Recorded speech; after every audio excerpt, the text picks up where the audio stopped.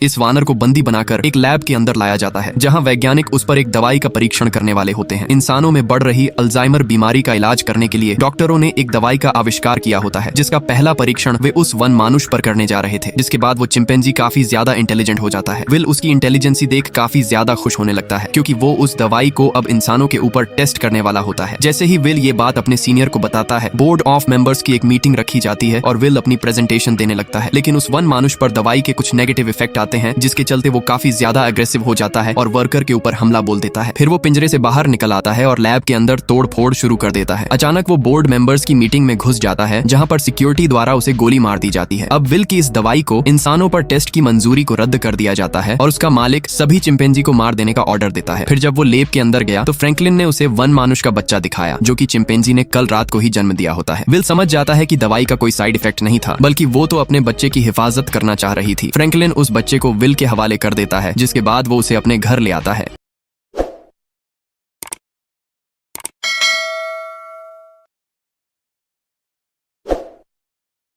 Will उस one मानुष के बच्चे को चोरी छिपे अपने घर ले आता है, जो उसके बीमार पिता को काफी ज्यादा पसंद आने लगता है और बहुत जल्द वो उसके साथ घुल मिल जाते हैं। लेकिन उसका दिमाग इंसानों की तरह काफी ज्यादा तेज होता है, क्योंकि एल्स 112 दवा उसकी माँ से उसे विरासत में मिली होती है, जिस वजह से उसकी आंखों की पुतलियां हरे रंग की होती है। धीरे धीरे सीजर 3 साल का हो जाता है और उसकी दिमागी शक्ति अपनी उम्र के इंसानों से कई ज्यादा तेज हो जाती है। अब वो किताबें पढ़ने के साथ शतरंज भी खेलता है और अच्छी तरह से पेंटिंग भी बना लेता है। अचानक विल के पिता की अल्जाइमर उस पर काफी हावी होने लगती है, जिस वजह से वो अपनी लैब से उस दवा को ले आता है, जो उसने सीजर की माँ और बाकी वन मानुष्यों को लगाई होती है। विल समझ गया था कि उनका बचना नामुमकिन है, इसलिए वो रिस्क उठाता है और अपने पिता को वो अल्जाइमर की दवा लगा देता है। अगली सुबह जब वो उठता है तो उसके पिता पियानो बजा रहे होते हैं और विल इससे काफी खुश होने लग जाता है, क्योंकि उसकी दवा ने उन्हें बिल्कुल ठीक कर दिया होता है। तभी सीजर विंडो से कुछ बच्चों को साइकिल चलाते देख लेता है और बाहर निकलकर पड़ोस वाले बंगलों में घुस जाता है। लेकिन उस घर का मालिक बेसबॉल बैट से उसे मारने की कोशिश करता है कि तभी वहां पर विल पहुंच जाता है। सीजर को वो अपनी बाहों में उठा लेता है और उस आदमी को चोट पहुंचाने से मना करने लग जाता है।